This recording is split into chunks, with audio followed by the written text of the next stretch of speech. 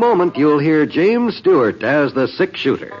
But first, Friday evening on NBC, hear the Dinah Shore Show and Songs with Sinatra. The Laughter starts tomorrow with the Bob Hope Show and continues with that wonderful Phil Harris-Alice Faye Show. But that's not all. You'll also hear Can You Top This and Fibber McGee and Molly. It's a great Friday night lineup of programs, all of them heard only on NBC. James Stewart as the six-shooter.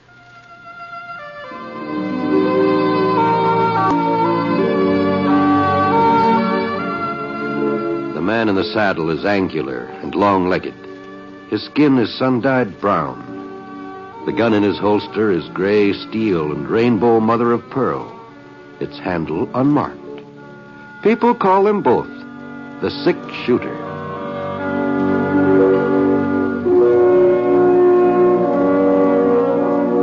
The NBC Radio Network presents James Stewart as the six-shooter, a transcribed series of radio dramas based on the life of Britt Ponsett, the Texas plainsman who wandered through the Western Territories, leaving behind a trail of still-remembered legends.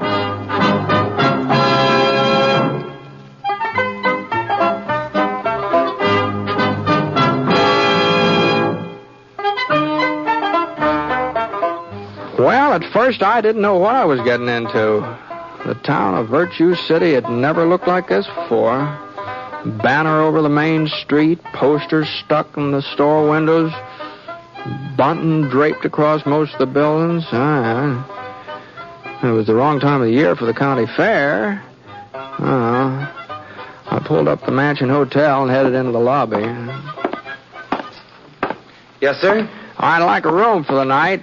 Well, I guess we can fix you up, mister, if you'll just sign the book. Sure. Oh, by golly, Never mind. I'll blot it up. You just stand back out of the way. I put a new point in that pen this morning, but I got some people who, well... I sure am sorry about that. Yeah. Well, that'll be 50 cents in advance, Mr. Ponsett? That's right. Here you go. You're really Britt Ponsett? Well, if he ain't, he's sure been fooling a lot of folks for quite a spell. How are you, Britt? Well, Doc Cross. Where'd you come from? I've been sitting there behind that geranium plant. I thought I recognized you when you come in. Oh, I'll be darned. Well, here's your key, Mr. Ponsett, number 12. Oh, thanks. About that ink blot, I know it wasn't your fault. They just don't make pen points the way they used to. Inferior workmanship. Sure. You in a hurry to go upstairs, Britt? No, not especially. Well, come on over to the window and sit for a spell. We can sort of keep our eye on the street and see what's going on. All right, Doc. What you been up to, Britt? Oh, same as usual. I was riding herd over to Smoke Falls for the last 6-7 weeks. Probably go back there in the spring. Uh-huh. Here, just let me get my instrument bag out of the way. Now, there's a place for you. You treating somebody in the hotel? No, not exactly. I sort of make my headquarters here in the hotel nowadays. Well, what happened to your regular office? Oh, I still got it. But, hotel's handier. What with all this fighting and shooting going on so much of the time. Shooting? You ain't heard the news, huh, Britt? No, guess I haven't. Well, you see, Gus Cotton moved into Virtue City a couple of months ago. Gus Cotton? You know who Gus is, Britt, that gunfighter. He used to be part of the McGinnis gang over at Willow Fork. Oh, sure, yeah, I've heard of him. Well, it seems Gus and Tracer McGinnis had sort of a falling out. Gus decided it'd be healthier for him and his kid brother Roy to change residence, so they come over here. And by now, they've just about taken over the whole town. Oh, I just can't believe that Sheriff Davenport would let a thing like that happen, Doc. George Davenport was killed last August, Britt. He was killed? No. I reckon it was an accident. At least that's what the inquest said. Well, who's taking his place? There ain't been nobody so far. New sheriff will be elected tomorrow, along with the mayor and the usual town officers. Oh, I see. So that's why the place all fixed up, huh? Election day, Yeah. huh? I was kind of wondering about that. Yeah, it's been a real hot campaign, too. Sheriff part of it, that is. I ain't had so much medical business since the Apaches was moved on to the reservation. Yeah, well, who's running? Ernie Needle. He's one of the candidates. You remember Ernie Brett, the blacksmith? Oh, sure. And there's a good man, too. He'd make a good sheriff, I imagine. Yeah, if he wins. Roy Cotton's running against him, Gus's brother. Oh, I see. Yeah. Of course, in a fair election, Ernie'd win hands down, but Gus Cotton's doing his best to see that it won't be fair. He is, huh? Yeah. Half the voters in town have been bought off. The ones who won't be bought, well, they've been threatened. Why, if anybody even... Britt, maybe you can give us a hand. Huh? I'm sort of chairman of the group that's backing Ernie Needle, the Citizens Committee to Keep Virtue in Virtue City. That's what we call ourselves. I see. Now, Britt, if you could join up with us... Now, hold on, Doc. Now, I'm not a voter in this town. I'm not even a resident. I know, but you've got influence. Lots of influence. And if you... No, well, Doc, Well, you have lots of influence, Britt. And look, if you was to come to our rally at the schoolhouse tonight and sort of sit up there on the platform next to Ernie Needle, well, that might win him some of Roy Cotton's votes. No, I'm sorry, Doc. Now, this just isn't any of my business. Now, you know that as well as I do. Now, Britt... No, so long, Doc.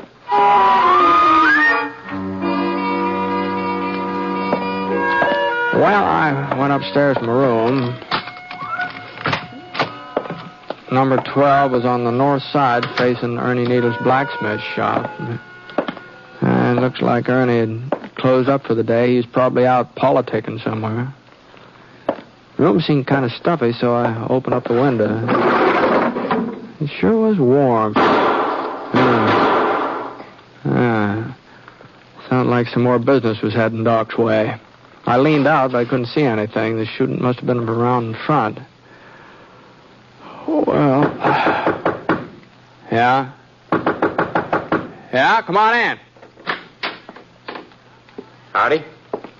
Howdy. You're Britt Ponset. That's right. I'm Roy Cotton. Oh? Understand you were having a little chat with Doc Cross just now. Uh-huh. Doc a friend of yours? Yeah, I guess you could say so, Roy. Well, you know it's funny, ain't it, how friends sometimes get a man into trouble? Oh? That's so? Yeah. Yeah. You plan to stay around town for long, Ponset? Oh, I hadn't made up my mind yet. Why? I was just wondering if you were going to be here for the election tomorrow. You heard about the election? I heard about it. Well, I wasn't anxious to run for sheriff, you understand, but folks seemed to think it was my duty, so I had to oblige them. Well, I wouldn't worry about it, Roy. You might not be elected. I'll be elected. Why, do you got the votes counted already, huh? I'll be elected. If there ain't no outside interference. I see. So maybe it'd be best if you just moseyed on out without sticking around for the vote. Well, the doc mentioned something about a rally tonight, asked me to attend. You're not going to attend to no rally, Ponset? That's exactly what I told the doc. You turned him down? That's right. Well, I guess I needn't have bothered you. But now that you mention it, Cotton, I'm sort of reconsidering my decision. What do you mean? Well, you're barging in here and ordering me around might make me sort of consider changing my mind. Oh, now you listen here, Ponset. You ain't going to that rally tonight. You ain't even going to be in Virtue City after sundown. I'm not, huh? Well, if you are, you're just asking for me and Gus to do something about it. Maybe I am, Cotton. Maybe I am. Mm-hmm. Okay, Ponset. You had your warning. You're Roy. Yeah? I'm not leaving town, so if you want to do something about it, this is as good a time as any other. Huh? That gun you're wearing's loaded, isn't it?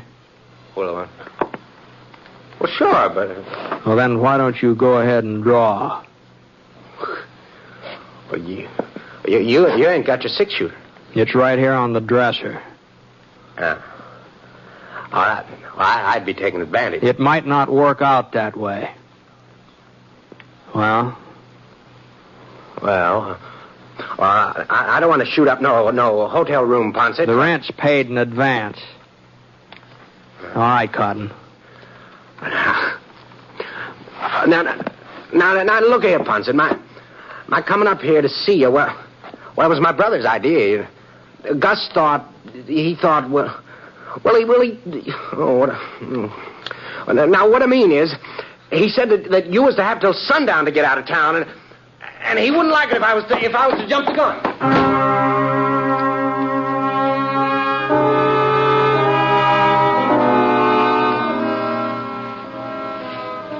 Well, I guess nobody exactly welcomes the idea of being told what he can do and what he can't do. And I suppose when it comes right down to it, I'm as stubborn as the next man. So, instead of leaving town, I had supper in the hotel dining room, and afterwards, well, I sort of moseyed over in the direction of the schoolhouse. There were only 3 or 4 horses out in front, a couple of buggies. Didn't look like the Citizens Committee to keep virtue in Virtue City had drawn much of a crowd. Well, I hadn't really planned on attending the rally. I was going to walk right by and head back to the hotel. But just as I started to move past the school, I spotted Roy Cotton waiting behind a big elm tree across the street. There was another fellow with him, bigger, older. Stood to reason he was Roy's brother, Gus. And it stood to reason that if I left without going inside, they'd figured they'd bluffed me into keeping away. So, the meeting was in the combination 4th, 5th, 6th grade classroom, and Doc Cross was introducing the various candidates when I opened the door. And as candidate for mayor, our good friend Cecil Potter. Oh, yeah. You all know Bo Spitzer, who's running for coroner. And last but far from least, the man who will be responsible for maintaining law and order. Ernie Needle, candidate for sheriff. Now, folks, I guess that's about all, so let's get... Wait a minute. Looks like we got us a visitor. Hey, sirree. Step right up here, Britt. Step right up here. Now, wait a minute, Doc. I didn't mean to interrupt your meeting here. I was just strolling by. Why, you ain't interrupting, Britt. You're a godsend. Folks, listen to me now. Now, quiet down. Quiet down, will you? Now, listen. Mr. Poncett's arrival here puts a whole new complexion on things. What? Well, I sure don't see how I know there ain't very many of us here tonight, and from the size of this meeting, it looks like we're fighting a hopeless battle. But we ain't. Not now. Not anymore. There's enough of us here to spread the word. We gotta see to it that by the time the polls open tomorrow, every voting citizen in Virtue City knows that the 6-shooter is on our side. Now, whoa, Doc. Now, hold on here. Amos, you take the folks who live west of Cedar Street. Al, you take the section over by the creek. I'll cover the area along Clinton Avenue. And another thing, you tell everybody that Britt will be right there at the polls to see that the voting's done on the up and up. Now, Doc. Now, you listen to me, Doc. Now, see here, Doc. Now, you just see here, Doc. Was there something you wanted to say, Britt? Well, Doc, you know doggone well there's something I want to say. I'm not going to have folks running all over town claiming that I'm interfering in this election. Now, you just go and call them off, Doc, and you just stop them before it's too late. Well, I'm afraid it's too late now, Britt. It looks to me like they're on the way. And I better get started myself. I'm going to make it over to my section before everybody's asleep. Okay, Doc, okay. You just go right ahead, but you're going to be pretty foolish looking in the morning. What do you mean, Britt? I mean that I'm not taking part in your election tomorrow, no matter what you tell people. You won't do your duty, huh? My duty is to mind my own business. Britt, the law says there's supposed to be one man at the polls who's unbiased, who's neutral, so to speak. What? Well, of course, your sympathies may sort of lie with Ernie Needle and our committee, but technically, you're nonpartisan. Seeing as how you can't even vote yourself, I mean. How's that? Now, look, Britt. All that I'm trying to do is to see that this election's carried off strictly according to the law. The law says we got to have us a nonpartisan president at the polls. Well, I'm not even certain that the election would be legal if you wasn't a show-up. Well, I wouldn't want to stand in the way of the election being I mean, if you're certain that... Well, if it's really necessary. But honestly, Doc, I just can't believe that... Well, it's up to you, Britt. Entirely up to you. Well, so long. Now, Doc. Wait a minute. Be set up in the hotel lobby, Britt. Polls open at 7 a.m. Just let your conscience be your guide, Britt. Let your conscience be your guide. Night.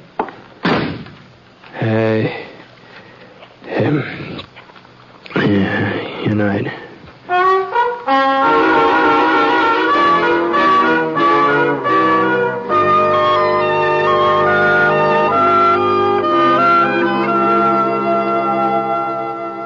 We'll return to James Stewart as the 6-shooter in just a moment.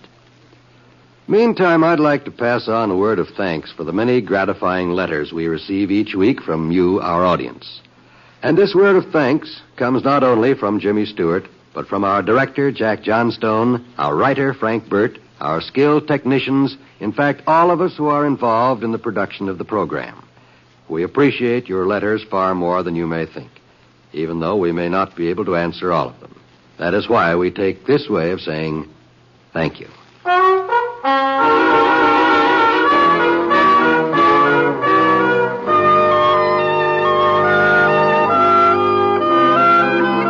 Well, I just couldn't seem to get to sleep that night, and along about 5 a.m. I gave up trying.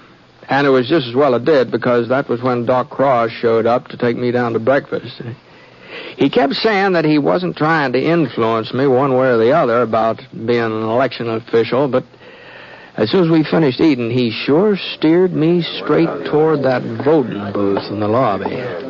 And the next thing I knew, somebody handed me a sheet of paper with a list of names on it, and people started filing up to get their ballots, and, well, the voting went off real smooth. There was just one shooting, and that turned out to be just a flesh wound. And when it finally came time to shut down the polls, just about everybody who was eligible had cast a ballot. There'd been a real good turnout, too. I didn't stick around for the counting. I figured I'd done my share, so I had some supper, and I went upstairs to my room. Oh, I sure was tired. Not having any sleep the night before and having to sit around indoors all day, well, I took my boots off. And I sort of stretched out flat on the bed for a couple minutes. I didn't intend to doze off. I was just trying to build up enough strength to go on with my undressing, but I don't know.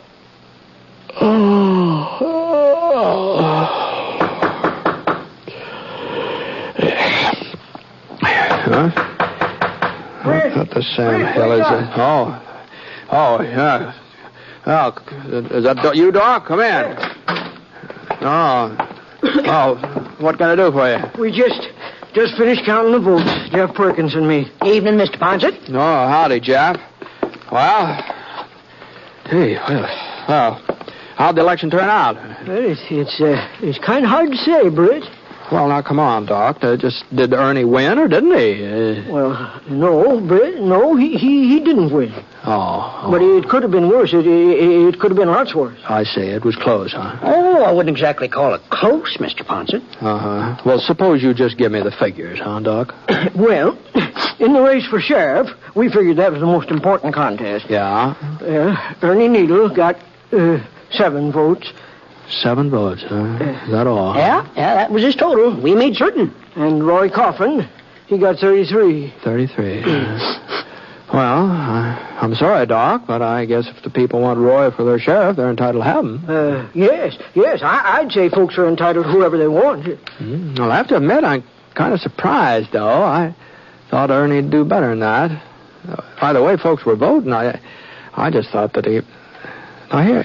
Now, just hold on a minute here, Doc. There's something funny here. Huh? Now, you said Ernie got 7 and Roy Coffin 33. Yeah, that's right. Oh, that's 33 and 7. That only makes 40 votes. Why, there must have been twice that many votes cast. 101, you know. 101. Well, that means there are about 60 ballots you haven't accounted for. 61 to be exact, Britt. Yeah? That's how many you got. That's how many I got. That's how many who got? Britt, it gives me great pleasure to announce that you've just been elected sheriff of Virtue City by a landslide. Congratulations. Now, hold on here, Doc. What do you mean? Mr. Ponset, it's the greatest write-in campaign in the history of this here town. Yes, sir, Britt. What? Well, I can't believe this couldn't be true. It's just plain foolishness. The people have spoken. Doc Cross, if you had something to do It with was this... a spontaneous movement, purely spontaneous. Well, whatever it is, you know doggone well I won't take the job of sheriff. I don't even live here. We just checked the Virtue City Incorporation papers. It must have been an oversight, but they don't say a word about town officials having to be residents. Well, if you've got the idea I'm accepting this office, you're just mistaken. Even if this election is legal. Oh, it was legal, all right. It was legal. And as of right now, you are the legally elected sheriff. All right. Then I resign. Yeah, I sort of thought you might feel that way, so I did a little more checking. And according to the town laws, you've got to submit your resignation in writing to the mayor, and he's got to approve it. But we don't have a new mayor yet. Not until you get sworn in. Now, hold on a minute, Doc. It was the office of sheriff that I got elected to, remember? You That's told right, me. Mr. Ponset. It seems the voters kind of got in the habit of writing in your name and well, You don't mean they elect me mayor, too? You had a 2-to-1 majority. You don't mean... What? Yep. You didn't do so good for coroner, though. Boke Spitzer beat you out by 4 votes. But don't feel too bad about it, Britt. Boke's a real popular man. Well, I just don't know what to say. Well, this is the most outlandish thing I've ever heard of. It is mighty unusual. I'll agree with you there. Unusual? It's ridiculous. Well, I can tell you I've got no more intention of being mayor than I have of being sheriff. I don't blame you, Britt. Britt, I don't blame you. About the mayor part, that is. As a matter of fact, you couldn't hold both jobs if you wanted to. There's a town ordinance against it. I don't care if the... What'd you say? Yes, sir. One man can't hold both jobs. Well, that's something. But like I said, your resigning the sheriff's position is kind of complicated, you see. Not only have we got the problem of who's going to accept the resignation... I'm the mayor. I'll accept it myself. Well, even so, according to our statutes, when the sheriff resigns or retires, the job goes to the man who got the second highest number of votes. Oh, you mean Roy Coffin would take over my place? That's the gist of it, Mr. Ponset. Uh-huh. So you see the spot you'd be putting us in, Britt. Besides, Mr. Ponset, the people elected you, and they're entitled to have you. You said so yourself. When I said that, I didn't have any idea that this... Oh, now, look here. There's got to be some way out of this situation. Now, Ernie Needle's the man this town needs for sheriff, and he ought to have the job. Isn't that what you wanted? Well, maybe so, but... Well, I just don't see how we can work it out so he gets it. Oh, well, it's getting late. I guess you'll need your sleep. Probably have a big day tomorrow, what with all the swearing-in ceremony. Now, don't run off, Doc. Now, this isn't settled yet. Oh, like as not, things will settle themselves. They usually do. Good night, But- Mr. Ponset. Night. By the way, Britt, I'll just leave your star here on the dresser. There's a little rust on the point where the plating's wore off, but good polishing will take care of it.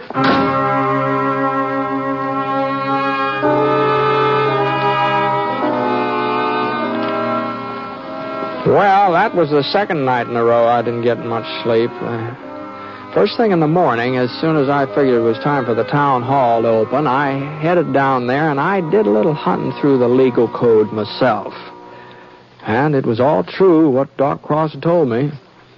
If I gave up the job of sheriff, Roy Cotton would be next in line for it. So, well, about 9 o'clock, a delegation headed by Doc Cross came in to make the preparations for the swearing-in ceremony. And I told them that the ceremonies just have to be postponed until I had a talk with the Cotton brothers. They were living in the old Peterson place on Flower Street. You got your nerve coming around here, Ponset. If you figure on making a name for yourself as sheriff by arresting us, you better do some more figuring. Arresting you? You mean you boys have done something illegal? No, he never said that. Well, putting you under arrest was the farthest thing from my mind. Of course, if you think I should. And just what is it you do want, Ponset? Well, the fact of the matter is, it's my understanding that Roy here would inherit the sheriff's job if anything happened that I wasn't able to go on. That's right, Ponset. And like as not, something will happen, too. Uh-huh. Well, I was just thinking that under those circumstances, it might be a good idea for Roy to get all the experience he can while I'm around to show him the ropes. You want me to work with you? Well, I don't see why not. Come to think of it, I could use you both as deputies. Deputies? Yeah. Yeah, that'll save me getting the whole big posse together. I think the three of us ought to be able to handle the McGinnis gang. McGinnis? Tracer McGinnis. You heard about him, haven't you? Oh, that's right. You all used to be sort of friendly, didn't you? Before you had that falling out with him, that is. Gus? You don't mean Tracer McGinnis is heading this way? Oh, it's probably just another false rumor, but there's probably not a word of truth to it. Yeah, but why'd he be coming in here, Gus? Unless he's after us again. Yeah. Well, now, if you fellows would just hold up your hands, I'll give you the oath. No, wait a minute, Ponset. Maybe it'd be better if you was to take out more of a posse. Oh, no, Gus. Like as not, Tracer won't be bringing his whole gang, maybe only 10 or 12 of them. All right, now, boys, you hold up your hands. No, I ain't going to mix it up with Tracer McGinnis, Ponset. I had enough of him already. But, Roy... The kid's right for once. Well, I'm afraid you fellas don't quite understand. Now, according to the ordinance passed 2 years ago come November, if any man refuses to take part in a duly constituted posse, he forfeits all right to hold office in the town of Virtue City from that time on. That'd mean that you couldn't be sheriff, Roy. Gus... I don't figure that's going to make much difference, Ponset. You see, we don't aim to stay around Virtue City anyhow. Yeah, that's right. We were sort of planning to leave town today, weren't we, Gus? Yeah, we were just doing our packing when you come in. Well, maybe we ought not to wait to pack, Gus. Them McGinnis boys ride fast when they're on the move. They sure do. Come on. Oh, I wouldn't hurry myself too much, boys. If you ask me, I think you'll have plenty of time to finish packing before they get here. Plenty of time.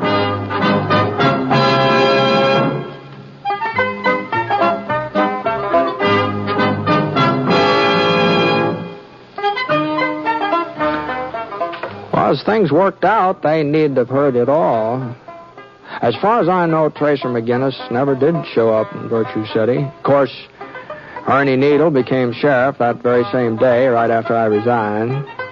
And I guess he hasn't had too much trouble keeping folks in line.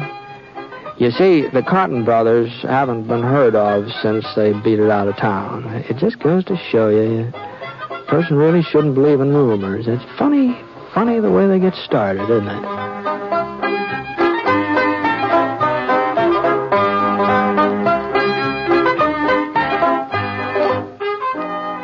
The Six Shooter is a transcribed NBC Radio Network production in association with Review Productions. It is written by Frank Burt and is based on a character created by him. Mr. Stewart may currently be seen in the Universal International picture The Glenn Miller Story. Others in the cast were Carlton Young, Dal McKennon, Paul Richards, Frank Gerstle, and Junius Matthews. Special music for this program was by Basil Adlam, and the entire production is under the direction of Jack Johnstone. All characters and incidents were fictitious, and any resemblance to actual characters or incidents is purely coincidental. This is John Wall speaking.